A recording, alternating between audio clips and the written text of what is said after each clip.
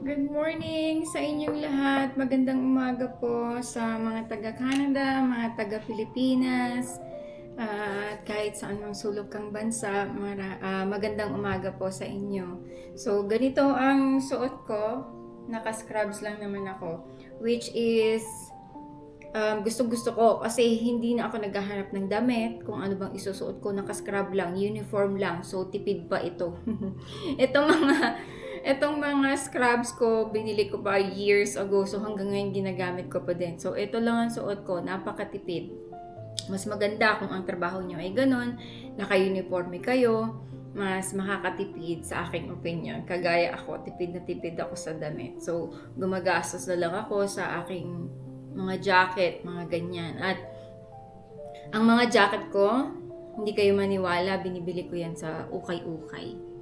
Yun, I am proud to say, nag-uukay-ukay ako kasi mahirap ang mahal kaya ng jacket dito. Pero yung mga anak ko, yun naman ang mga ginagastosan ko kasi syempre medyo maaarte yung mga yan. Mga ayaw nilang nagsusuot ng mga ukay-ukay. But then ako, okay lang naman yan sa akin. Bili mo sa ukay-ukay, meron ditong ukay-ukayan.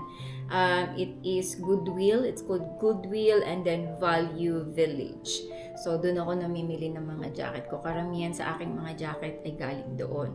So, bago ako pumasok, mag-usap-usap muna tayo. Dito tayo kasi may isa-share ako sa inyo. Isa-share ko lang kung ano yung naging journey ni Mama Mila dito, yung nanay ng aking asawa, si Richard.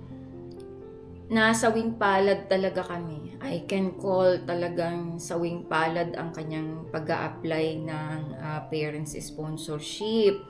Kasi nung 2015, nung umuwi kami ng Pilipinas at na PR na kami dito, bumalik kami ng Philippines, kami ni Richard to bring my kids over, tapos isinama na din namin siya as a tourist visa.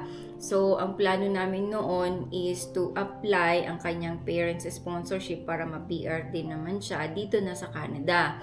So, ang mga panahon na yan, 2015, kahit hanggang ngayon, I think it's a polling system, parang ganon. So, sa internet, every February yun noon, sila nagse-select. So, mag-a-apply ka, you send your personal interest to sponsor your parents. Sa internet lang yan gagawin, online. Tapos makikita ng Government of Canada. Then, lahat ng mga nag-apply, nagpasa ng kanilang interest to sponsor their parents, iipunin nila yon and then bubunot sila kung magkano yung allotted numbers of parents na pwedeng i-sponsor yung taon na yon. And sadly, sa ilang taon niyang paninirahan dito, once siyang nabunot, pero nung in-apply namin ang kanyang papel, bumalik ang papel namin kasi ang sabi doon kulang daw ang aming sweldo ni Richard. Pag pinagsama mo, kulang siya ng I think 900 something.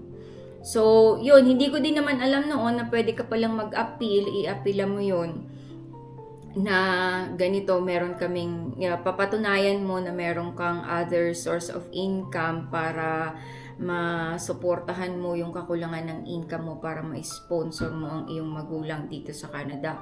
So, hindi namin inapil hanggang lumipas ang panahon na years pass, nagpasa pa din kami ng interest to sponsor her para maging PR dito, pero sadly talaga.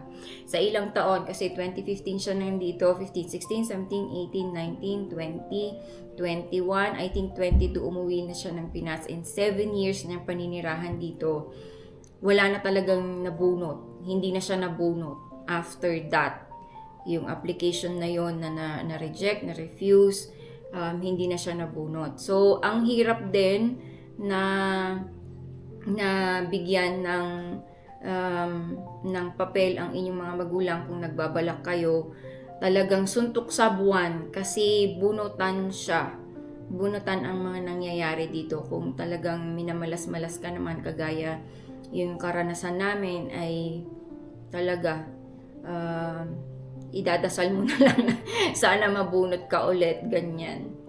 Pero tiis-tiis lang. Sa ngayon, nasa Pilipinas na siya kasi na-born na siya dito for 7 years.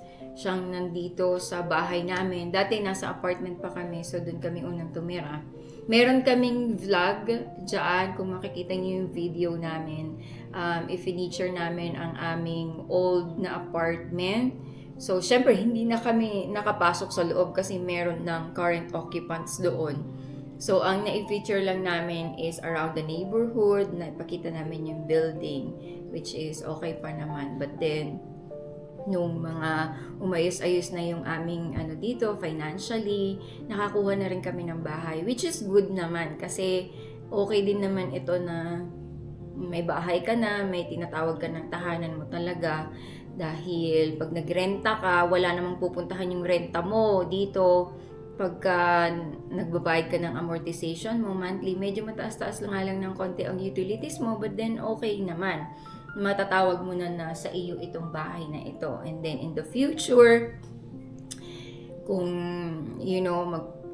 di-decision kami ni Richard na sa Pilipinas tumira, meron ng tirahan, may tahanan na kaming ipapamana sa aming mga anak. But then yung mga anak namin, for sure, alam din naman natin na yung mga bata, may mga plano din naman sila sa sarili-sarili nila, and then in the future magkakaroon din sila ng mga sarili-sarili nilang mga pamilya, and hindi naman natin alam kung ano ang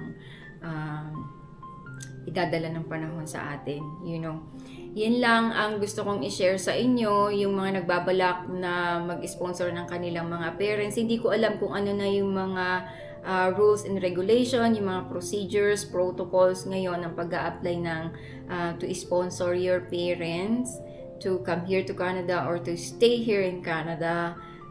But for now, suntok sa buwan talaga. Kung nagbabalak kayo, i-ready nyo yung sarili ninyo na mag-antay, i-ready ninyo yung sarili ninyo na may mga darating na panahon na mga ganyan, na marirefuse kayo, na madidecline ang inyong mga application. Pero, syempre, kung ang mga magulang naman ninyo ay ready naman na mag-antay, ready naman na okay lang sa kanila na to be with you here in Canada, at least nandito sila, nasusubaybayan pa din nila kayo, ang pagtatrabaho ninyo, natutulungan nila kayo sa mga gawaing bahay, kagaya yung nangyari sa amin nung nandito si Mama. Napaka big help talaga, and thank you so much. Hindi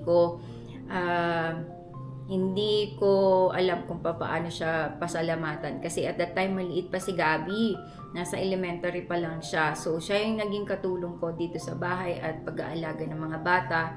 Usually marunong siyang magluto, so yun yung nakatulong sa amin. So thankfully naman nakarating siya dito, naranasan niya ang buhay dito, but then talagang minalas lang talaga kung na yung kanyang sponsorship, hindi namin siya na-retain or hindi kami nakakuha ng approval ng Government of Canada para magstay siya dito and magkaroon ng papel as permanent residency. So, but then malaking tulong ang mga magulang kung kasama ninyo sila dito sa Canada, kahit sa ibang abroad naman, kung may mga pagkakataon na madala nyo sila, malaking tulong sila sa atin. Dahil dito naman sa Canada, wala namang katulong dito, hindi kagaya sa Pilipinas. Kung maalwan ang buhay mo, may trabaho ka, nagtatrabaho kayo ng asawa mo or ng partner mo, pareho kayong may income, may mga makukuha kang mag-aalaga ng mga anak mo, may makukuha kang maglilinis ng bahay mo, to maintain cleanliness of your house, Yun ang napaka talagang malaking tulong si Mama Mila sa amin dito nung nandito pa siya. Pero gusto ko din naman yung ganito, dahil sa ngayon kami lang apat dito, si Richard, ako, si Gwen, yung panganay ko, at saka si Gabi. Dahil nasusubaybayan ko sila, nalulutuan ko sila, it's my happiness. Baga, nalutuan sila, especially kung yung holiday, weekend, Saturday, usually nakakapagluto lang ako during dinner time. Kasi Saturday nag-work pa ako ng umaga, maaga ang pasok ko, 9 o'clock. So, hindi naman ako gigising ng mga 6 o'clock para magluto. But then, nandito sila, ang mga breakfast nila, kanya-kanya lang, ganyan. Kung si Richard ay naging masipag at that day nakakapagluto siya ng breakfast nilang tatlo. Pero Saturday dinner time, nagluluto talaga ako, and then breakfast ng Sunday. Monday day off ko din, rest day ko din. So nilulutuan ko din sila ng breakfast, and pag dumadating sila from school, ready na ang kanilang dinner. So yun lang, malaki talagang tulong ang mga magulang kung nandito sila sa Canada, and then plus points pa kung mapi-PR nyo sila kasi may mga medical benefits silang makukuha. Kung ang magulang mo is over 65, pwede mo siyang kunan ng yung tinatawag na senior medical benefit. So, libre ang kanilang mga check-up, libre ang kanilang mga medication pag nagkasakit sila, at meron din silang libreng dental. So, meron niyang allotted na $5,000 in 5 years. So, pwede na silang magpa-denture kung kailangan nila ng denture. Pwede na silang magpa-cleaning, every 6 months or yearly. Depende yan sa inyong preference. So, yun lang ang maisi-share ko sa inyo. Sa ngayon, yun ang journey ni Mama na sadly hindi siya na-approve. But, kahit nasa Pilipinas siya, nagtatry pa din kami kasi gusto ko pa din naman na bumalik siya dito. And yun naman ang pinapangarap niya, I think. Yun lamang po. So, papasok na ako sa trabaho. Maraming salamat sa inyong mga panunood ng aming mga vlog episode. Mag-subscribe kayo and mag-comment kayo. Mag-share na rin kayo ng aming mga videos para marami rin tayong matulungan. Ang hangarin talaga ng vlog na ito ay may share namin sa inyo ang aming mga experiences dito sa Canada. Kung may mga nagbabalak sa inyo from Philippines na pumunta dito, meron kayong mapagkukunan ng mga idea paano ba ang buhay dito sa Canada. So maraming salamat po. Have a good day everyone. Bye-bye.